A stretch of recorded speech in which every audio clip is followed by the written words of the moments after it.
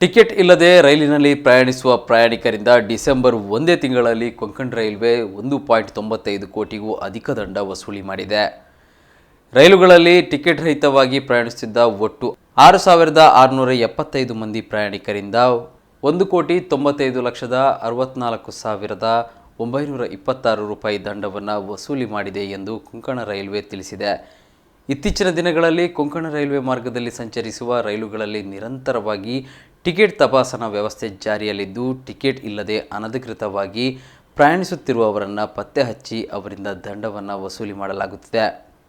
ಕಳೆದ ತ್ರೈಮಾಸಿಕದಲ್ಲಿ ಟಿಕೆಟ್ ರಹಿತ ಪ್ರಯಾಣಿಸುತ್ತಿದ್ದ 18,466 ಮಂದಿ ಪ್ರಯಾಣಿಕರನ್ನು ರೈಲ್ವೆ ಅಧಿಕಾರಿಗಳು ಪತ್ತೆ ಹಚ್ಚಿದ್ದು, ಅವರಿಂದ ಒಟ್ಟು 5,60,99,017 ರೂಪಾಯಿ ದಂಡವನ್ನು ವಸೂಲಿ ಮಾಡಿದ್ದಾರೆ ಎಂದು ಪ್ರಕಟಣೆಯಲ್ಲಿ ವಿವರಿಸಲಾಗಿದೆ. ಕೊಂಕಣ ರೈಲ್ವೆಯಲ್ಲಿ ಪ್ರಯಾಣಿಸುವ ಪ್ರಯಾಣಿಕರು ಸರಿಯಾದ ಟಿಕೆಟ್ನೊಂದಿಗೆ ಪ್ರಯಾಣಿಸುವಂತೆ ಮನವಿ ಮಾಡಿರುವ ಅಧಿಕಾರಿಗಳು, ಪ್ರಯಾಣದ ನಡುವೆ ಉಂಟಾಗುವ ಅನಾನುಕೂಲತೆಯನ್ನು ತಪ್ಪಿಸಲು ನೆರವಾಗುವಂತೆ ಕೋರಿದ್ದಾರೆ. ಕೆಆರ್ಸಿಎಲ್ನ ಮಾರ್ಗದಲ್ಲಿ ಮುಂದೆಯೂ ನಿರಂತರವಾಗಿ ಟಿಕೆಟ್ ತಪಾಸಣಾ ಪ್ರಕ್ರಿಯೆ ಮುಂದುವರಿಯಲಿದೆ ಎಂದು ತಿಳಿಸಿದ್ದಾರೆ.